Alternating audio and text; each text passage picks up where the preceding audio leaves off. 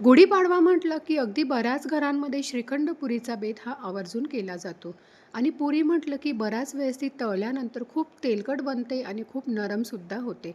पण ह्या पद्धतीने जर पुऱ्या केल्या तर अगदी मस्त खुसखुशीत अगदी 1 ते 2 तास पुऱ्या अशाच टम्म अशा फुललेल्या राहतात. त्यासाठी एका परातीमध्ये 1 वाटी गव्हाचं पीठ घेतलेलं आहे, 4 ते 5 चमचे बारीक रवा, 1 चमचा बेसन पीठ आणि अगदी थोडंसं चवीपुरतं मीठ घालायचं आहे.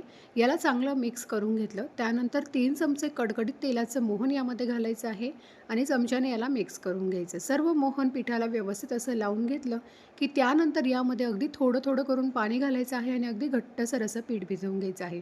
पीठ जर तुमचं खूप सैलसर झालं तर पुरी खूप पटकन नरम पडते आणि खूप तेलकटसुद्धा होते. त्यामुळे जेवढं शक्य होईल तेवढं घट्ट असं पीठ हे आपल्याला इथे भिजवून घ्यायचं आहे. पीठ भिजवून छान 10 मिनिटासाठी मुरण्यासाठी ठेवलं होतं. त्यानंतर पुन्हा एकदा मळून घेतलं. एक मोठा पिठाचा गोळा घेतलेला आहे. थोडंसं तेलाचा हात लावून आपल्याला आता याची पोळी लाटून घ्यायची आहे.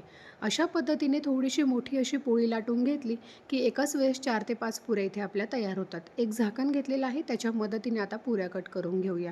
अशा पद्धतीने झाकणाने कट करून घेतलं की सर्व पुऱ्या एकसारख्या तयार होतात. अगदी मीडियम फ्लेमवर किंवा लो फ्लेमवर आपल्याला मस्त दोन्ही साईडने बदामी रंगावर ही पुरी आपल्याला तळून घ्यायची आहे. मस्त टम्म अशा फुगलेल्या ह्या पुऱ्या बनवून तयार होतात. सविस्तर व्हिडिओ पाहण्यासाठी व्हिडिओच्या खाली एक छोटंसं त्रिकोणी बटन दिसत असेल, त्याच्यावर जर क्लिक केलं तर अगदी सविस्तर व्हिडिओ तुम्हाला याचा पाहता येईल. धन्यवाद.